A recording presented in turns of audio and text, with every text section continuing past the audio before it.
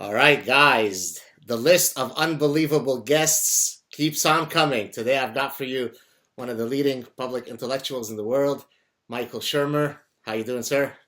I'm doing great, thanks. I'm so glad to have you on the show. Yeah, I love being on. I've been listening to your podcast and also you as a guest on other podcasts, and it's uh, all very interesting. Thank you so much. For those of you, the few people who have been living under rocks who don't know who Michael Shermer is, let me tell you a bit about him.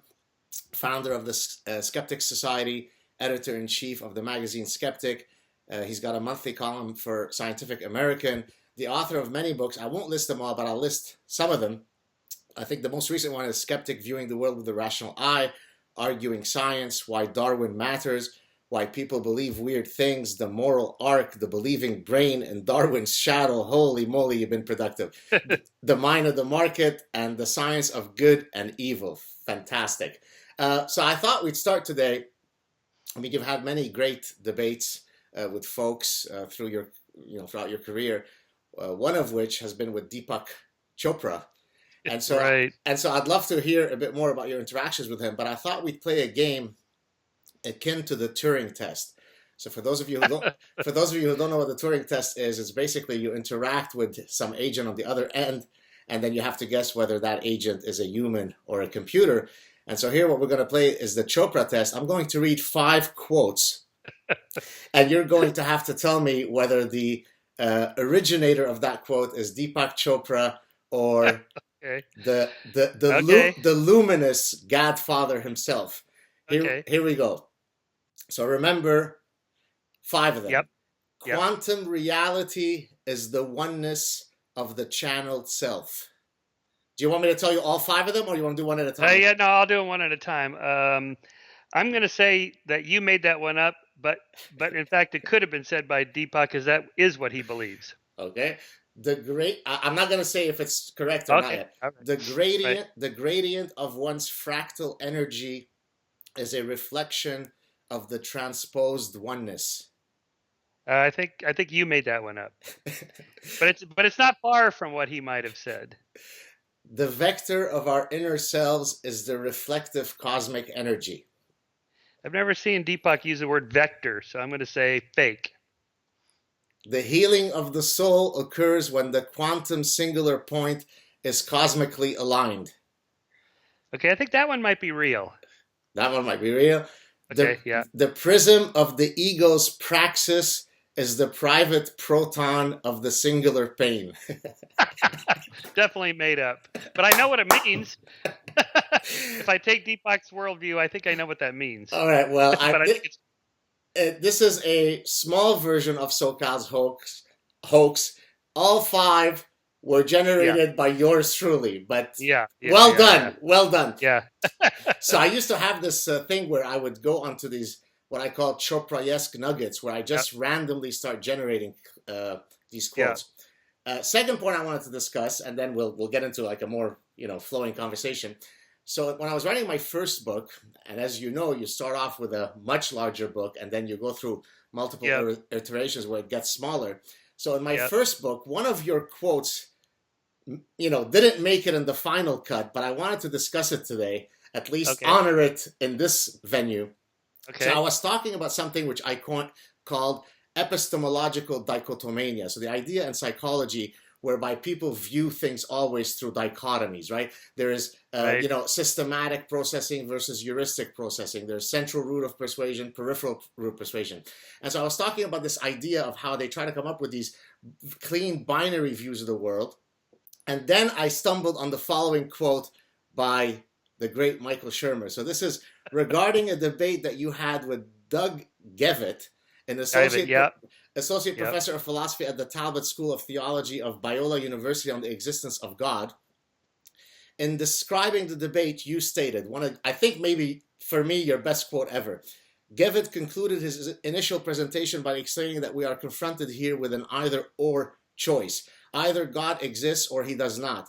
Either the universe was created or it was not. Either life was designed or it was not. Either morality is natural or it is not.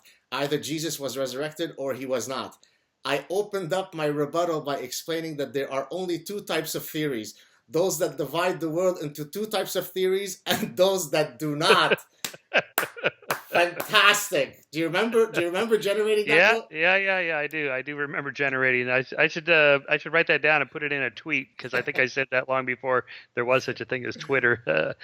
Yes, well, people like that. I mean, it's sort of a debate tactic to set it up like that, and then you refute the straw person, the straw man you set up, and then that by default makes your position right. So you have to refute it just in principle right off the bat that way. But I should say, back to your first point, that from Deepak's perspective, from his worldview, that those things actually make sense, believe it or not.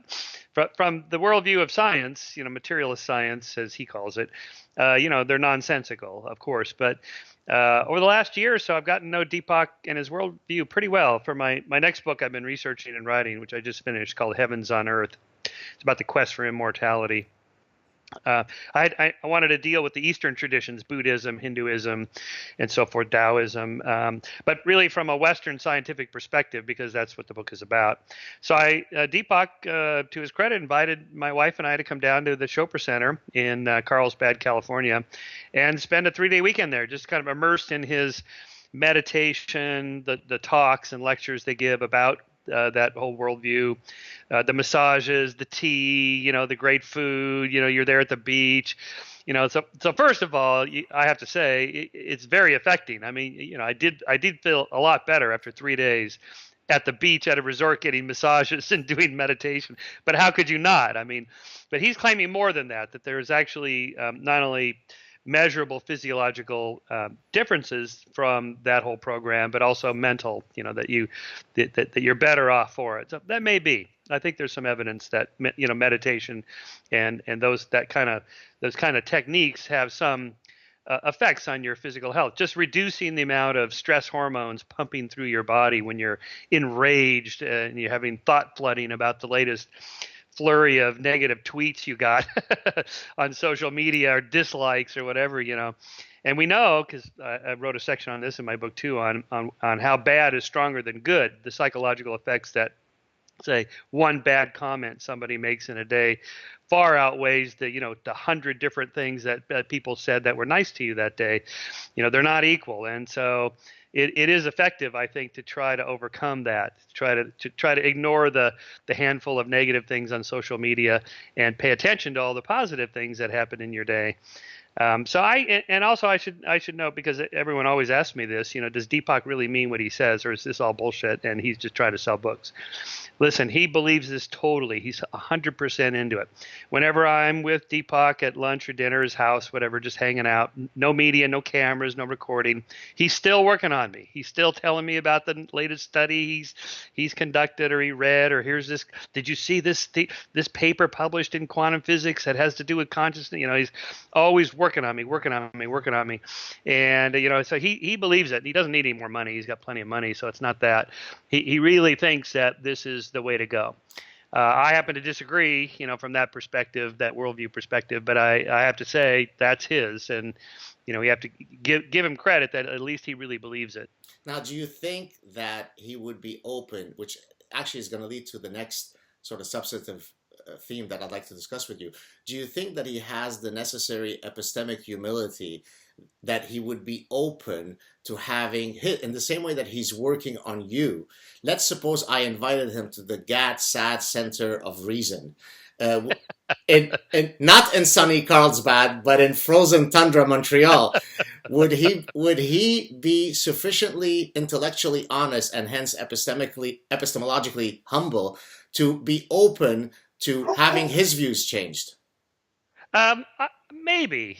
For sure, I know he'll come. He'd be glad to come on your show. He's got a new book out called "You Are the Universe," and he's doing massive media promotions, I'm sure. And he recognizes the power of podcasts like this as the new media. I'm sure he'd be happy to do it. That'd be great. How open he is, I have no idea. I can't get inside somebody's head. I think he's pretty set on his worldview, as am I mine. And Leonard Mlodinow and I just wrote a review of "You Are the Universe," in which we acknowledge that it's well written, and from his perspective, it's well argued, although we disagree with the arguments, and we say why. I think we've sort of come to a conclusion that we have different worldviews, and they're really irreconcilable. We're not going to change. And to me, I think the evidence is pretty overwhelming that the brain causes the mind, for example, not that the mind exists separately from the brain in some quantum consciousness, whatever, ether or something. And I don't think we're going to get past it. So I doubt that he's going to change his mind, despite your brilliant logician's mind to, analyze the facts. He's come up against the best people on the planet, and he hasn't changed his mind yet on that. So I think it's just a worldview perspective, from a Buddhist perspective, the statement that, you are the universe, it makes perfect sense, because that's right. It's almost like the weak anthropic principle. If the universe weren't the way it is, we wouldn't be here. Well, duh. So it's a little bit like that. If the famous, if the tree falls in the forest and there's no one around to hear it, does it make a sound? Well, if you define sound as compressed airwaves falling on an eardrum that's registered in a brain, and if there's nobody there, then no, there's no sound. And that's kind of how he's defining it, that if you're dead, if your brain is shut down, if you're not perceiving the universe, then there's no universe to be perceived. That's kind of true in that narrow sense. Right, got you. But so continuing with epistemic humility, so as I was reading your sort of brief biography, I was struck by how humble you were, in the fact that you have several episodes in your life where you held a certain position, and then upon the receiving new information, you were willing not only to introspectively revise your opinion, but also to publicly state, I used to believe in A, and now I believe in not A, which of course is something that is quite rare for people to do. And so I wanted to talk a bit more about that. But before I do that, I wanted to quote for you a fantastic quote by the Harvard economist John Kenneth Galbraith, who reportedly stated, "Faced with the choice between changing one's mind and proving that there is no need to do so, almost everyone gets busy on the proof." Right? And so before I ask you sort of what is it in your personhood that allows you to be epistemologically humble, just a quick personal anecdote. So I just returned last night from UNLV, where I had been invited to give a talk, and I had a chance to sit down and interact with some folks. And at one point, I think it was Friday night dinner, we sat down to have a very thorny discussion on topics that are, quite, quote, triggering. Donald Trump and diversity hiring and all this kind of stuff. Right. And some of the people with whom I was having this conversation couldn't be any different in terms of their positions as compared to my position.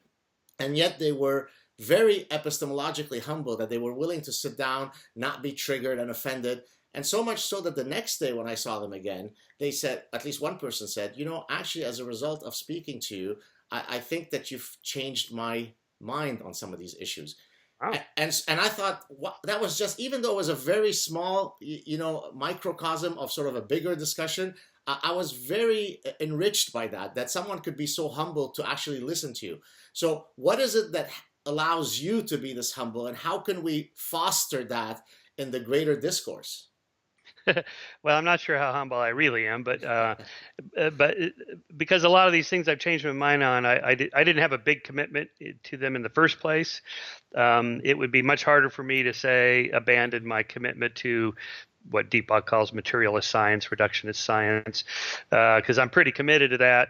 Evolutionary theory, I'm not likely to be terribly open-minded to creationism, for example. But the things that you're referring to, like gun control, for example, I used to be pretty much against gun control, just sort of the standard libertarian line of attack on that. But I hadn't really given it all that much thought, hadn't read much about it. It was just sort of part of the suite of things that libertarians believe that I kind of affiliated with since my youth. And but more, I'd say, like climate change would be one where, I thought, I'm pretty skeptical of most of these doomsayers, and maybe the whole thing is not even true, until I really started reading the literature. But again, it wasn't something I had a big dog in the fight. I hadn't published anything on it, really. So, those two things, abortion. This is one of those conflicting ideas. Like I'm really willing to listen to arguments on both sides. I'm pro-choice because I think in the end, it's better to give adult women the freedom and liberty over their own bodies than it is to side in the favor of a potential human as the fetus, but only slightly, because I do recognize that it's not a parasite in there. So the arguments I think are pretty close both ways. And Martin Gardner used to say that he's a fideist. He believes in God, although without any particular reasons, just a sort of a pragmatic argument. But he says, I think the atheists have slightly better arguments than the theists, but only slightly. There's enough on the other side that I can kind of emotionally join them without feeling too guilty. I can sort of see that working for me, depending on the particular claim. It may have to do with temperament, or just a strategy, realizing how wrong I've been in the past and thinking, well, what if I'm wrong about the things I believe now? So this is the best argument, of course, we have for free speech. It's the only way to find out if you're wrong, by listening to other people, no matter how crazy you think they are. Like the Holocaust deniers, I learned a lot from the Holocaust deniers, people like David Irving. Who when I read their stuff, I thought, I wonder what the explanation for that is. Now, it turns out I found answers to almost all their claims, but in the process, I learned a lot. And I learned a lot about the Holocaust that even most Holocaust historians didn't know, or they hadn't published about, because no one had brought those things up for discussion. So I think those are the arguments we have for why we have to have free speech. Right. But incidentally, when you mentioned, that some of these positions that you're willing to change on were in part due to the fact that you didn't really have a dog in the fight, is actually something quite relevant in that in my own, professional life, one of the reasons why I've received so much resistance from, say, social scientists regarding all my evolutionary psychology stuff is because they are vested within their paradigms. Oh, yeah. And in their paradigm, wrongly so, they always think that if somehow biology boy comes on his white horse, then their whole 30-year career is shot down the tubes. And therefore they erect these defenses. Most of the times they're completely irrational defenses, because who could argue against the idea that humans in general and consumers in particular are shaped by evolutionary forces? Like, what's the alternative game in town? Right. And yet the kind of vitriol that I've received, less so now. Most of them are a bit less, they're more tepid in being so frontal in their criticisms, because I think they're seeing that the train has left the station, really. But I think you're exactly right, that it's due to how much you're vested in that position. I've given lectures somewhere. For example, I gave a talk once at University of Michigan. So there you go. I mentioned the name of the school, where this was in the business school, where you could literally see that the extent to which people were venomous against evolutionary psychology was a function of how senior they were. The senior professors were very venomous. The doctoral students were like, oh, this makes perfect sense, because they weren't yet vested in any paradigm, right? Right. So, well, and evolutionary psychology in particular is sort of an equal opportunity offender to both the left and the right politically. Both positions find fault for the various reasons having to do with those, I think, central worldview tenets that, I define myself as believing these 6 things, and you're attacking me on those. So, and of course, this triggers cognitive dissonance. The wall goes up, and they're not even listening to the facts anymore. So, and that's why we have that so-called backfire effect, where you present people with counterfacts, and not only do they not change their mind, they double down on their beliefs. And so I think one strategy we have to take is to do an end run around the worldview, the central tenets, the way you define yourself. So, like when I talk to conservatives about climate change, I make it clear, like, look, you don't have to give up your belief in free markets and free enterprise and capitalism and all that. It's all great. I'm totally on board with you on all that stuff. And in fact, green technology is going to be the next great place to make a lot of money. Look at Elon Musk. I call it the Elon Musk model. It's like, don't worry about, restricting emissions and cap and trade. Let's just have some great new technology. We're going to become billionaires, and we're going to save the planet. And so there you're not challenging them on that. And like creationists, do I have to give up my belief in Jesus for this Darwin guy? No. Believe whatever you want. I'm just telling you over here, this stuff is true, and here's why we know it's true. You can hang on to your belief if you want, because if you tell them they have to give it up, they're not going to give it up. You mean I got to choose between Jesus and Darwin? It's not a choice. Yeah, that's not. So we can't give them that choice. And same thing with just go down the line, whatever the belief that someone holds that they define themselves as. So you gotta take that off the table, or else you're not going to get anywhere. But now, in some cases, you can't actually allow both beliefs to coexist. I mean, in some cases, you want to be pragmatic in your persuasive strategy. So you do, hey, Jesus and Darwin can coexist. But going, say, to the NOMA principle of Gould, don't worry, science and religion can coexist. Well, for many claims, they can't coexist because That's one right. says Yeah, A and not A. So where do you fall down this? Are you more sort of the accommodationist a la Gould, or are you, no, I don't need to allow them to coexist? Well, it depends on the particular claim. So if a creationist says, I think the Earth is less than 10,000 years old, the truth is not somewhere between 4.6 billion and 10,000. One of those positions is wrong, and it's the creationist position, and I have no problem saying that. And I think that's true pretty much across the board, that they are wrong on all these particular claims, even the moral issues. Like, well, you scientists have nothing to say about moral values. That facts are different from values. And I say no.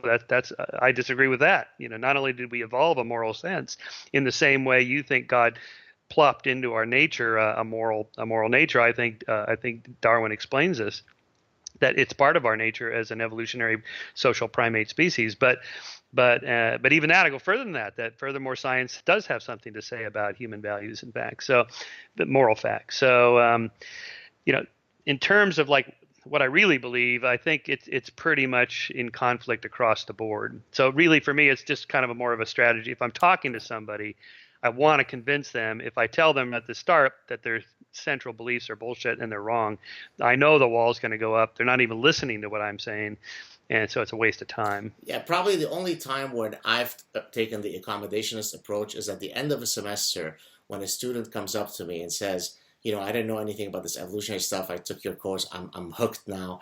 But how can I reconcile it and then fill in the blank with your religious belief? And I usually will say something similar to you, precisely because I don't want to come on the harsh sort of strident position and then lose this guy, right? If for only a bit I can allow both of these things to coexist, then I've got a shot at this guy, right?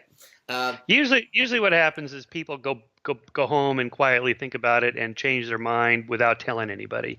They don't make it a big public thing. Just all of a sudden they believe something else because it's embarrassing to say I was wrong. It's hard to say I was wrong publicly. So you're better off just planting the seed and just hope it takes. And that's all we can do, really. Gotcha. What do you think of the following? This is actually something that I touched upon with Sam Harris when I was on his show. He asked me, look, is there any research question that you think should not be asked? And the formal term actually for it is forbidden knowledge. There was a great paper published, I think, in Nature or Science about 10 years ago that looked at some of these topics that are so divisive that most scientists, unless they have a lot of testicular fortitude, usually avoid addressing. And so Did you just make up that term, testicular fortitude? I do believe. I mean, I know that I've independently said it. I don't know if anybody else has come up with it. So I like that. I like that. So what's your sense? I mean, my position is everything is open. What's your view? Yeah. I'm on board with you, and I believe I heard the podcast you did with Sam, or maybe Sam was on your show. Anyway, where you talked about that, and I'm on board with you. You just let people research whatever they want. I personally probably would not go into the whole, say, race and IQ differences research, although we've published a couple of issues of Skeptic Magazine on that. When the Bell Curve came out in 1994, Herrnstein and Murray's book, we devoted a whole issue of Skeptic cover story. I had pro and con. I had a hard time finding anybody to defend the book. But I got Vince Sarich at UC Berkeley, who was a pretty controversial biologist. He made some important discoveries about the molecular similarities between apes and humans, and that we're, how related we are and so forth. But he also was very interested in this question of race and IQ group differences. And so, but otherwise, I mean, that is a hot button issue. There are differences, and the question is why. And So it's pretty risky to do that, I have to say, but I don't see any harm in knowing one way or the other what the answer is. We can only further the science better, and that's a different question from social policy and how we should treat other people. I think you have to keep those separate, but I put no restrictions really. Well, and I think there's a real hypocrisy from the people who say that this is dangerous research, because usually the mindset under which they operate is the following. If you find that group A is better than group B, I actually tweeted about this earlier today. If you find that group A is better than group B and that fits the politically correct narrative, then it's wonderful science. If you find that group B is worse than group A, whatever, Right. the opposite, Right. and it doesn't go, then you're a Nazi bigot. And therefore, the veracity of the finding is not based on some accepted, epistemological benchmarks. It's based on whether it fits or doesn't fit with the politically correct narrative. Right. That's what Right. demonstrates that it is quite sinister. Yeah, that's right. Yeah, I completely agree. We did an issue also of Skeptic on race and sports. There was a book after the bell curve, maybe 5 years after that, by a guy named John Entine, an investigative journalist, called Taboo. And it was about how sports are dominated by certain racial groups. And he had a lot of data on, for example, marathon runners come mostly from Kenya. If you look at the New York Marathon, any in Boston Marathon, it's like the top 20 positions, 19 of the top 20 positions, all from Kenya. Come on, is this totally random? And then if you look at track and field, they're mostly people that came from that have West African ancestry, and so this has to do with fast twitch, slow twitch muscle fibers, and all these kind of physiological differences that are clearly genetically based primarily, and so forth. But he got in a lot of trouble for just even highlighting, how successful blacks were in certain sports. Even that's a dangerous thing to say, because that might imply that if it's genetic over here and they're successful, and it's genetic over here and they're not successful, oh boy.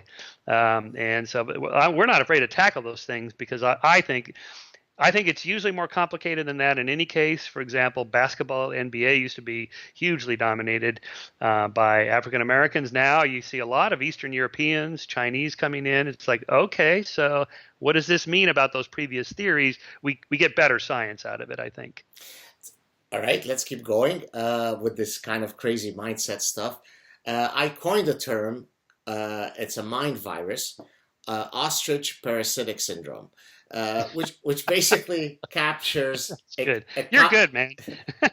You should be a writer. Oh, I thought I was, but you are. So You're a great writer. Thank you. A constellation of mental traps that people commit. Now, typically, the intuition that you and I might have, until we sort of think about it some more, is that, well, maybe the people who are more likely to be infected with OPS are the ones who are less intellectually savvy or less educated. But sophisticated intellectual people somehow should be somewhat more inoculated against OPS. And yet I put out a Sad Truth clip recently where I talked about the prevalence of OPS among academics, which of course makes me very, very popular with my colleagues. Right. And so my question to you, and then I want to drill down on some of the manifestations of OPS within academia. But what do you think about this theory? I mean, should we expect, for example, professors to not be as politically tribal in their thinking and to be more nuanced because they're educated, or ultimately they're Darwinian beings just like the rest of us, and therefore they're prone to the same mental biases like the rest of us? Well, the latter, clearly, obviously, observationally. By the way, so ostrich, what is it? P, what's the P? Parasitic syndrome. It parasitizes your brains into mush. Parasite. Yeah, Got it. yeah. Yeah. Of course, academics are just as susceptible to that. If anything, it'd be worse. It's like my discussion in why people believe weird things at the end on why smart people believe weird things. And the short answer is because they arrived at their beliefs for non-smart reasons in the first place, emotional reasons, social, political, whatever reasons they hold those beliefs. But the fact that they're smart and educated makes them better at employing the confirmation bias and the hindsight bias and so on, and defending their beliefs. Right. So they defend they're good at defending beliefs that they hold for non-smart reasons, but they think that they're smart, and therefore their beliefs are held for those reasons. But in fact, that's not the case. So I think it's a matter of. So I agree with your OPS there. Definitely for academics, even worse, because they're in their own bubble. It's like when I was a undergraduate at Pepperdine University, I was a born again Christian. This is when I was in my evangelical days. But of course, everyone there is. That's sort of by definition why you go there. It's a Christian school. And it wasn't until I left and went to a state university, Cal State Fullerton, in my experimental psych program, graduate program, and I was surrounded by, well, I don't know what I was surrounded by. There was no religion, and atheism wasn't a thing, so it was just not talked about. And it really kind of allowed me to think differently. And so the problem I think a lot of academics have is that, we all know about the liberal bias in the academy. It's huge, 9 out of 10, 18 out of 20, whatever, metric people use, depending on the department. But social science and humanities, it's overwhelmingly liberal and democratic. It would be hard to even know what the other side thinks because you never hear it. Jokes are told about Bush or now Trump, just sort of tossed off. Like, of course, we all agree that this guy's an idiot and we can make fun of him without even having to wonder who's in the room. Whereas if you went to a business thing or just a general public meeting of some kind, you would censor yourself a little bit like, well, it's possible not everyone in the room agrees with me. But in the academy, you can tell those jokes and get away with it. And that's not good. You're so right, because I look at my colleagues on my personal Facebook page, and I've often remarked about some of these phenomena. Exactly what you said, how comfortable they are to spewing their diatribe against Trump, where if you replaced some of the qualifiers they use to describe Trump supporters by anything else, they would be some of the biggest Nazi bigots on earth. I mean, right? You just couldn't imagine someone filled with so much hate against a whole class of people, so that you're using a blanket statement to categorize everybody within that group. So there's a physicist, as a small example, I won't give his name, but there's a physicist of pretty good repute who wrote something to the effect, I don't remember the exact words he used, but if you voted for Trump, you are evil, uneducated, moron, blah, blah, blah. Well, I mean, there has to be someone who is his friend who did vote for Trump. It's yes, of course. It's just astonishing that you feel sufficiently emboldened to not have to, as you said, self-filter. Breathtaking. Yeah, I mean, if you say, I don't know anyone who voted for Trump, you're in the bubble. I mean, what 59 million people voted for Trump and 61 for Hillary, whatever the number is. It's a huge number. And if you don't know any of them, likely you do, but they don't want to say anything. And that's even worse. If they're afraid to even tell you, exactly. It means that they know that they're thinking, and and so on. And so it's really shutting down friendships. I mean, there are people that are giving up friendships over these things. That's just crazy. So that's part of that bubble I think is not healthy for students. Now, I've been thinking about this recently, with the Milo stuff at UC Berkeley, and it turns out that those 100+ people that were rioting, looting, throwing the barricades through the Starbucks windows and so on were not Berkeley students. They were outside agitators who just do this professionally or whatever. They just go from place to place to try to stir up trouble for their own political reasons. I do wonder to what extent most college students, I mean, people like you and I, Sam, others are worried about college students these days. How many of them really care about Milo or those sorts of things? Ayan Hirsi Ali coming, we're going to deplatform her. I mean, is it just a handful and they get all the publicity because that's how it works in the media, and most of them really don't care? And I don't have an answer to this. Well, I could take a shot at it if you like. Yeah, I think your intuition is correct that they are certainly in the minority, but we know from all sorts of historical realities that you don't need more than a minority to then create profoundly problematic issues downstream, right? So in other words, you don't need to have 50% of the students who are committed social justice warriors. You could have 5% be committed, that it could create a poisonous, scary, self-censoring environment on campuses, right? And so, frankly, I don't care that it's 5%. What I care about is that there are tons of professors. By the way, I'm giving a talk next week in Ottawa at this conference called the Manning Center Conference, or something to that effect, where I'll be simply, I think I have 10 or 15 minutes allotted for me.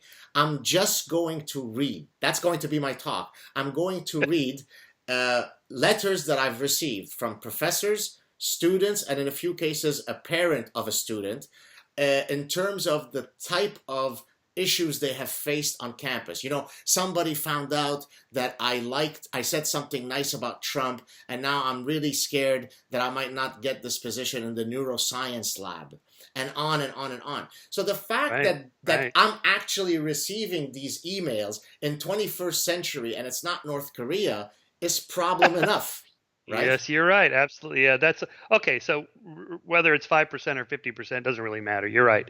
We have to push back for the sake of everybody because of the effect of a small number of people.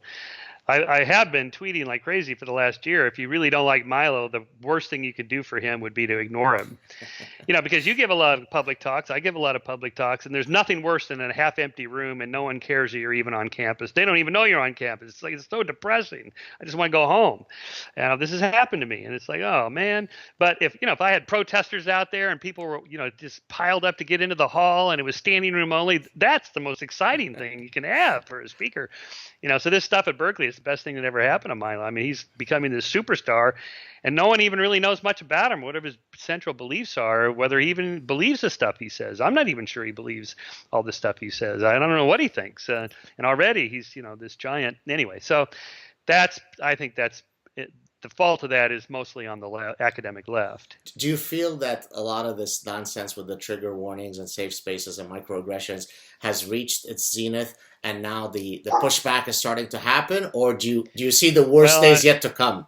Yeah, I don't know. I hope so. I hope we're past it. I'm old enough, 62 years old now, to kind of see that pendulum swing back and forth back in the 80s, and then in the 90s. And, I think maybe we're out of the periphery of the pendulum swing, and it'll come back. I hope.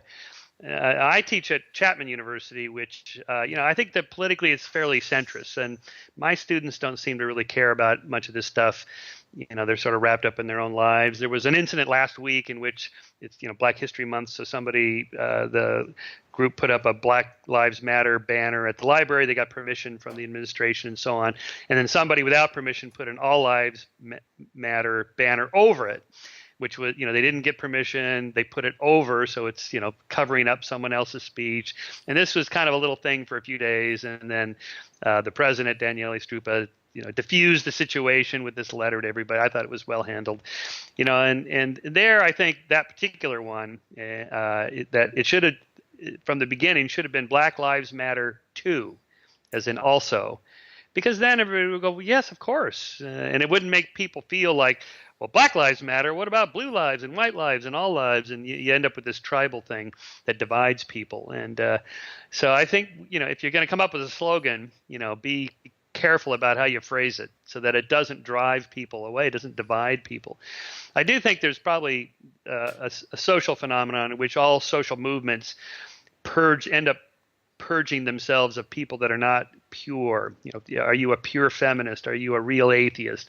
The atheist movement kind of went through this after the Dawkins phenomenon with the God delusion in 2006, and after that it became kind of a hip thing to be a real militant atheist, and how atheist are you? How much do you not believe in God? I mean, I really, really, really don't believe in God. Okay, and that's not enough. You got to talk people out, and there's sort of came this whole drive for this, and this is not my thing to go try to convert people away from religion. I just kind of do my own thing. It's skeptic with pro science and so on. Still. And my partner at Skeptic, Pat Lindsay, who's about a decade older than me, so she went through the feminist movement in the 60s.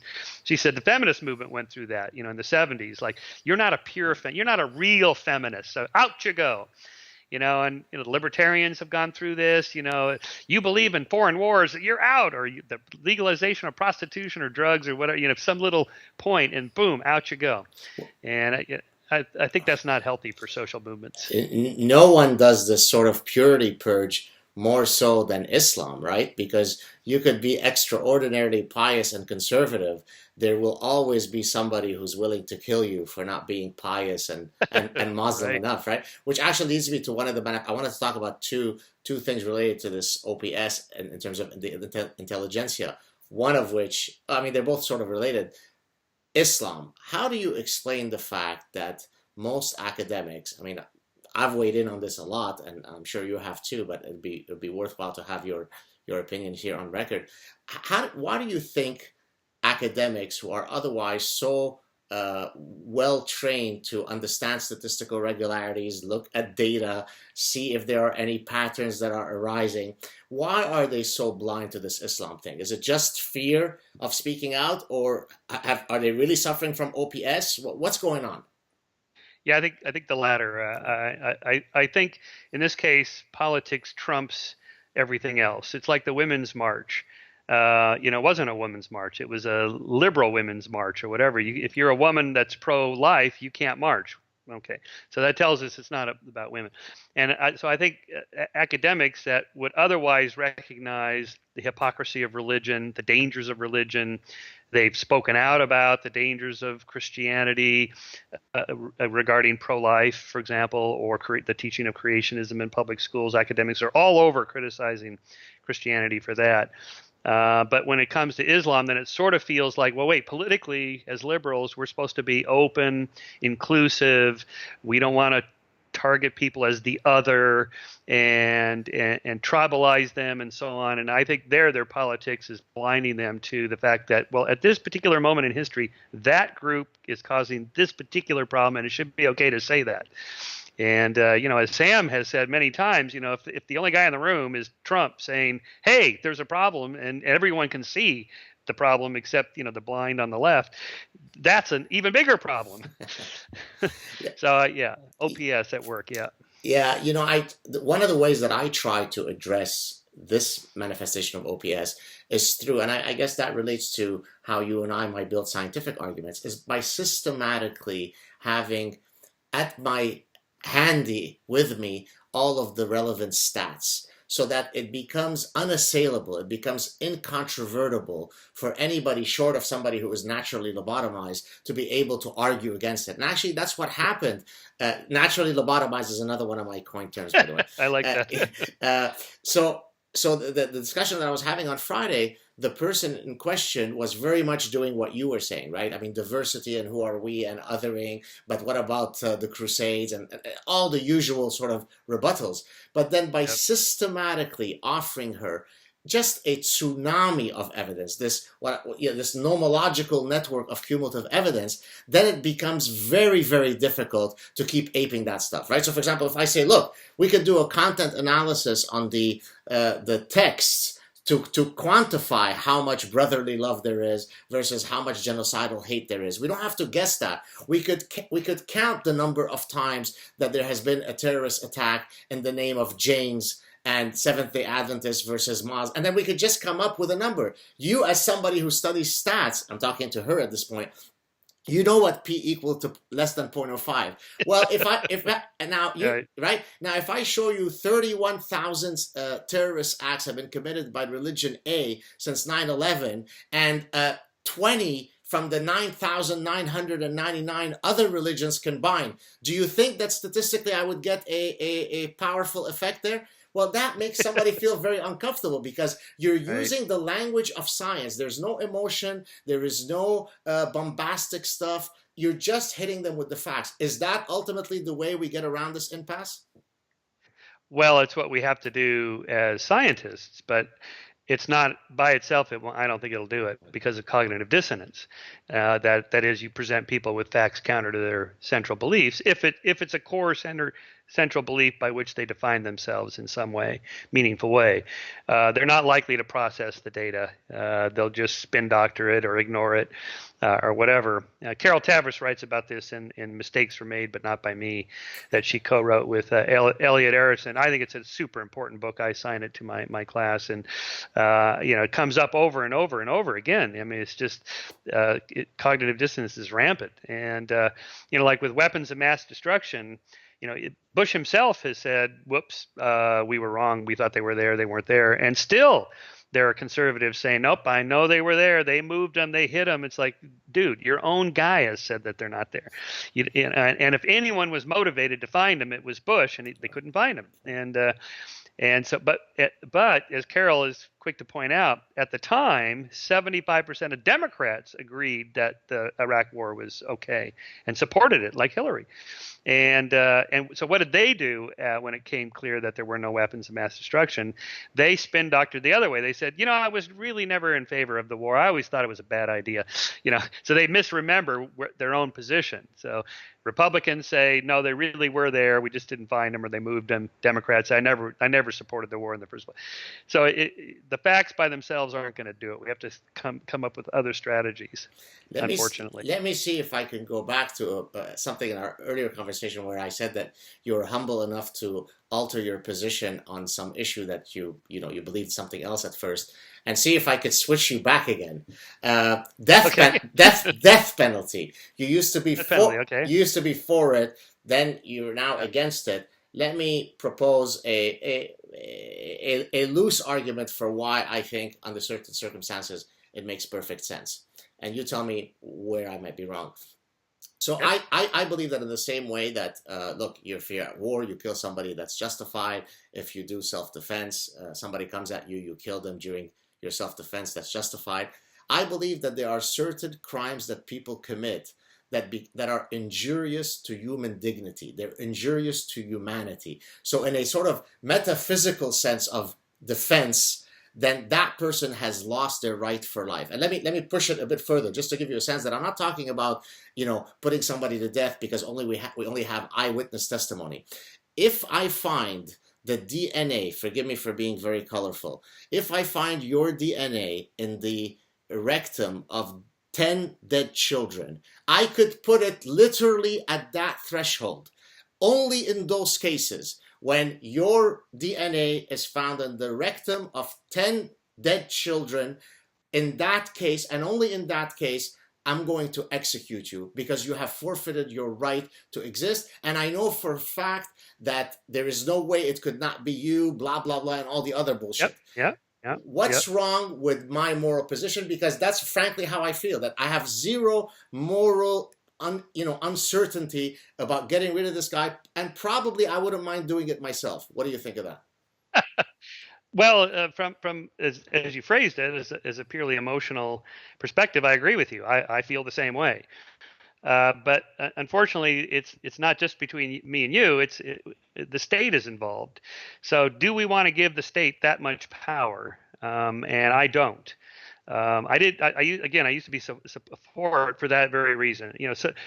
Sympathy for the victims of the families of the victim, and that they claim that they get closure from this. I'm not sure that's actually true, but all the other reasons that it's more costly to keep somebody on death row. The legal system is so entangled that these guys average almost 25 years on death row. And really, it would be just cheaper to leave them in there under the general population. It's about half the cost of imprisoning a prisoner in the general population versus death row, and all the appeal process is expensive and so on. So for those reasons, I think pragmatically. But remember in the 88 election with Bush Sr. and Michael Dukakis, and they asked Michael Dukakis, who was against the death penalty, if your wife Kitty was raped and killed, how would you feel about the death penalty? He should have said what you just said. I would fry this motherfucker myself. I would fire up old Sparky and I would bring out the instruments of torture. This is what I personally would do, because of course that's what any sane human would do in response to somebody like that evil. But we're not talking about me and you running the state. We're talking about a bigger system. So I don't change my mind on that intellectually, but emotionally, I'm totally on board with you. Of course, I can think of lots of examples like that. But David Buss's famous research about have you ever thought about killing someone you don't like? It turns out like 3/4 of men and 60% of women frequently think about this. And then he asked them, describe what you would do, and holy moly, I mean the stuff that people came up with that they were thinking about. And so it's kind of refreshing to know, well, we all have this moral sense of righteousness to correct the wrong, like the little capuchin monkey throwing the cucumber back when the other one got the grape. I mean, it's there. It's evolved. It's in our nature. Exactly. But the whole point of a civil society is we got to put the brakes on human nature because it leads to too much violence. And so where it's totally justified individually, it may not be justified socially. Fair enough. I took a shot. Now, a few more questions, more on the personal level. Well, some of it more grand, some more personal. You and I are, very publicly engaged. And of course, I'm very much within the academic context, whereas you are both in academia and in the public. How do we get our colleagues in academia to become more publicly engaged? I mean, I recognize that many people might wish to get engaged in the public eye, but don't necessarily have the appropriate skill set to do so. But many others, that's not the problem, is that they're afraid. They're very comfortable within their very, very small myopic area of expertise, right? And within their lab, they're willing to do whatever they do. But they're not willing to weigh in on big issues, which people would want them to weigh on. What is it that we can do to try to create the right environment for more academics to be doing what you and I are doing right now? Yeah, I think, well, first of all, taking away the stigma that it's somehow less academic, less professional to popularize things, to talk to the general public. I think that has changed a lot, say from the days of when Carl Sagan was not voted into the National Academy of Sciences, because probably, I mean, we're pretty sure that it was because just jealousy and people that thought going on television to talk about science is not cool. It's not what professional, serious academics do. I think we've come a long way since then. And I think more and more academics are coming out of the closet, so to speak, to do that and not punishing their colleagues for doing that, as long as you keep up your work. I mean, you still have certain things you have to do. But Carl published, hundreds of papers in peer-reviewed, scientific journals, in addition to doing Cosmos and his other TV appearances. So you can do both, and it's just making it clear that that's possible. That said, I agree. Not everybody has the skill sets. It's not easy to do it. I know a lot of people that are jealous of people like Bill Nye, the science guy, and Neil deGrasse Tyson. They think, well, how come they get all that attention? They should be interviewing me. It's like, it's not that easy to do that. I mean, Bill and Neil are really good at this. They come up with lines that are clever, funny, witty, short, to make a point. And you think you can do that under pressure, but most people can't do that. It's hard to do. And so not everyone can do it. And, so leave that to the professionals. But it's funny. I've been personally, I mean, just from stories that I hear, that I've had similar sort of responses from my colleagues who, say, oh, but he's so popular, it's a bad thing, right? It reminds me of I always say the garage band story, right? When you're a garage band playing in front of your mom in your garage, literally, then somehow you're struggling for your art. Once you get a #1 hit on Billboard, you're a sellout. But I thought the whole point of making music is that people can listen to it, right? So isn't it better that I do publish in the big peer-reviewed journals, just like you are trying to, but I also speak in front of 4 million people, right? I mean, which is better of the two? You don't have to be a fancy behavioral decision theorist. But I think actually it's exactly a point that you mentioned earlier when you talked about Carl Sagan. It really comes from professional envy, right? It's that if I could do it, boy, I'd like to do it, but this asshole is getting all the limelight, correct? Yeah, there's this sense that there's like a czar that runs the whole show and decides who gets to have the best-selling books, who gets to be on the TV shows. And of course, there's nothing like that. It's all bottom-up. It's very random. And there's like, after the God Delusion came out, there were a lot of atheists like, how come my books, or how come I don't get the same amount of attention? Because Dawkins is really good at what he does. He's a great writer, and most people can't write like that. You read some of these paragraphs, these sentences, like, wow, I wish I would have said that. I wish I would have written that. And most people can't do that.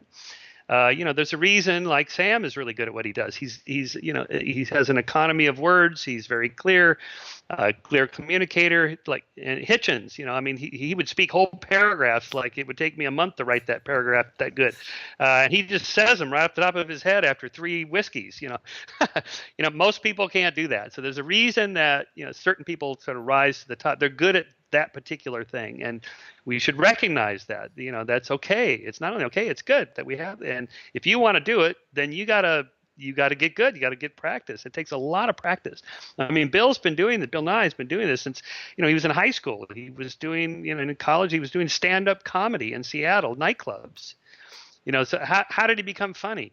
With a lot of practice. He's got a good sense of humor anyway, but a lot of practice. Neil was doing this for many, many years before he, hosted Cosmos. I mean, you just have to practice at it. Beautiful. Last 2 questions, more on the personal level. When you wake up in the morning, what is it that makes you go sort of like, I'm excited about today? What is it that makes you sort of compelled to tackle the looming day?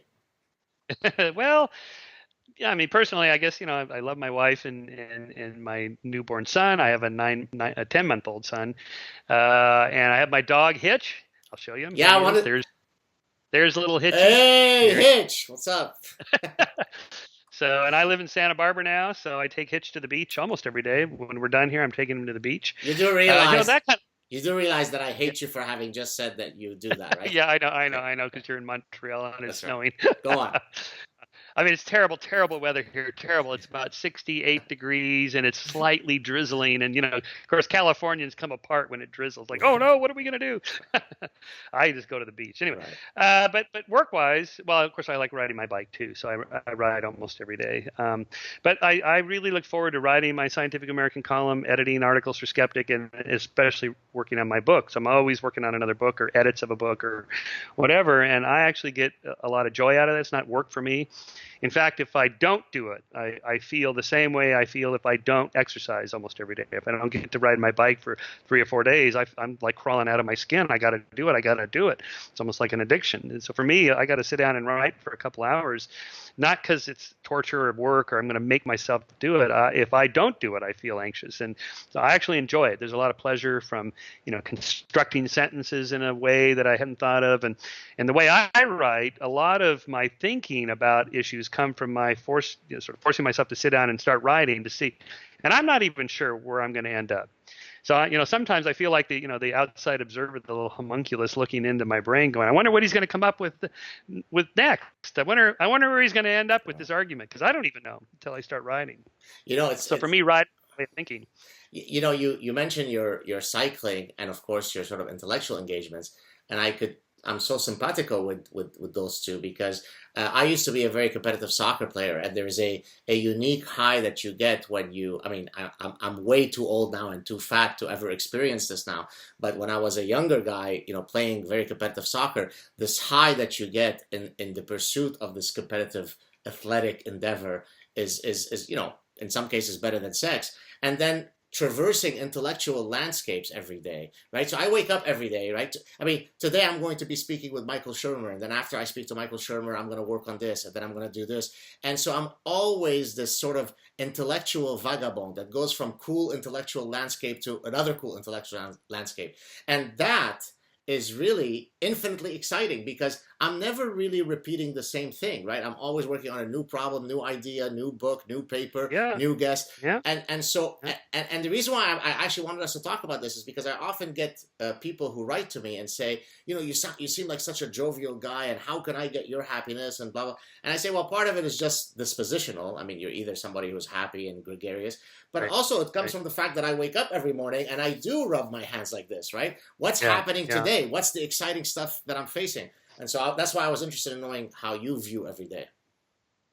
Yeah, and also like other people's work, I get a lot of energy from. Instead of being, say, jealous of Dawkins' new book or Dan, like I'm reading Dan Dennett's new book now about the mind, I sort of rise to the challenge. I look at like these are other these are these Olympic cyclists that I ride with, and I've got to stay strong and fit to keep up with them. I kind of feel like that when I read Steven Pinker. It's like, this guy is so good. I want to be this good. And I'm reading Dan Dennett's new book, and his mind works completely differently from mine. He comes up with these thought experiments I never would have thought of. And so instead of thinking, oh, I wish I think, how can I got to push myself to think like that to see if I can come up with some new ideas. So for me, it energizes me, even if I don't reach there. But, Dawkins' writing stuff, it's so good. It's like, I wish I could construct sentences like that. I'm going to see if I can do that.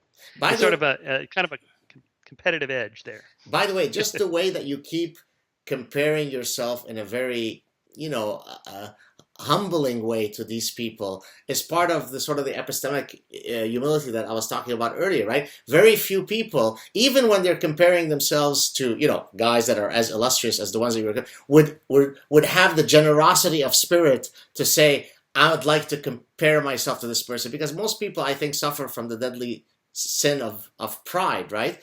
And so I think it's really wonderful for somebody who is obviously as accomplished as you to have the humility to say, oh, I'd like to be like Pinker or like Dennett, as though, I could be assuming you're some undergraduate research assistant, but yet you have that humility to feel comfortable in saying, yeah, I've done great things, but there are always these guys that I admire and that I'd like to emulate. I think that's such a generosity of spirit that you have. That's wonderful. Well, thank you for saying that. Last question, and then I'll ask you to comment on any projects that you're currently working on. Is there anything that today, as a young man of 62, you regret? And before you answer, I sort of want to give people a background to this. So one of my former professors at Cornell, Tom Gilovich, whom I think you would know, right? Oh, of course. Yeah. So Tom has written a classic paper and then several other papers where he's looked at the psychology of regret, and specifically regret due to action versus regret due to inaction, right? So I regret the fact that I cheated on my wife. That's an action, right? I regret that I never pursued my desire to be a dancer, okay? So it turns out that most people actually experience regret due to inaction as their greatest regret. If I were to ask you, what's your biggest one or two regrets in life so far, what would these be? Oh, boy. Well, I was probably too risk averse regarding, say, investments, maybe in academic pursuits, whatever. Maybe not risk averse enough in love and relationships. I probably dove into too many relationships with women that I probably shouldn't have, maybe, because I've been married before, I'm married now. Okay. So maybe I shouldn't have done that. Maybe something like that. Gotcha.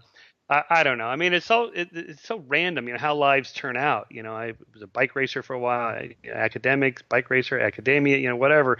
I mean, I wouldn't recommend it to anybody, but other than just kind of keeping an open mind about, which pursuits you should follow and what you should do to make a living and pursue your passions. And I don't know. I don't really know. I just know what I did, and it's more or less worked out, I guess. That remains to be seen. I don't know. You live in Santa Barbara and you're world famous. Yeah, I think it's worked out okay for you. It's all right. I mean, I go ride my bike every day, go to the beach with my dog, and work on my books. Yeah, how bad can it be, right? And yet still, I think, damn, I punish myself for not doing things. Or come on, Shermer, you got to work a little hard. Right. It's you got to be on this TV show instead of this other guy, or you got to do this. I always feel like I don't do enough. So it's good to, it's probably good to sit back and in a Deepak style of like, tranquilo, meditate, relax, everything is fine. Don't push yourself, don't hammer yourself too hard. Something like that. I don't know, some balance there.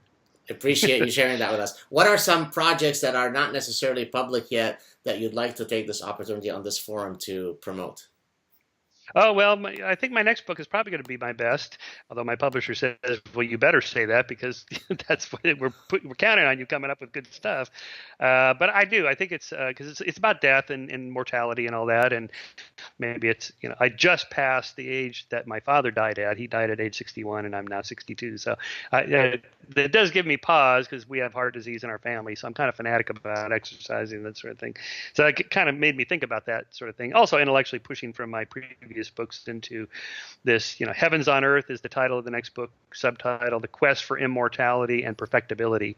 So the immortality part is, the afterlife, heavens, but mostly scientific attempts to achieve this, radical life extension, cryonics, the transhumanists, singularity people, uploading your mind into a computer, all that kind of stuff. But also the perfectibility part, the ideas of utopia.